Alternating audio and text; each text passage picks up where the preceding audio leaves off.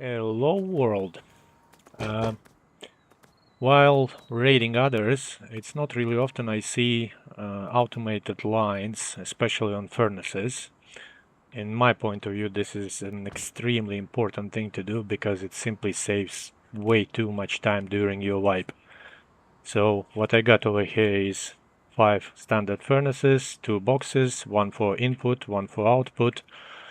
Over here we got some farm. And a source of electricity which is connected to the battery further down the line. I'll need 4 because I'm gonna be using 2 conveyors and 1 igniter. So this is how it's being done and how quick it's being done. You will need 1 conveyor for each box and adapters for every single item in use.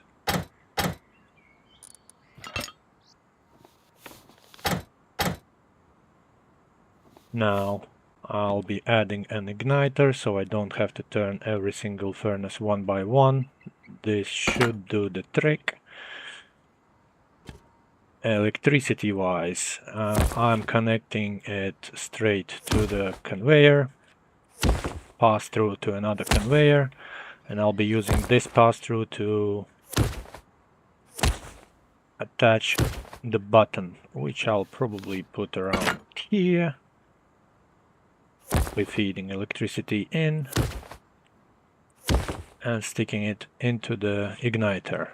Now piping. So obviously we're using this one box as an output box. Oh, no, sorry, input box. And we're using we'll be moving resources out of it into the conveyor.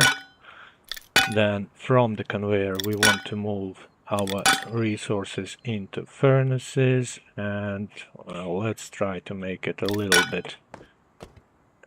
bit better. So resources are going into the conveyor around here, entering the first furnace, then I'm connecting them every single one by one. And then from the last furnace we moving that stuff back, using the second conveyor to push our resources into the output box. And this is pretty much it. So I believe I done everything right. And just turning these on and waiting for a few seconds. Our resources started to move. Here they are appearing.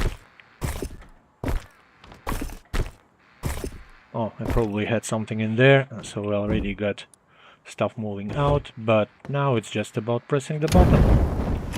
And all the furnaces are on. Resources should appear here in a moment.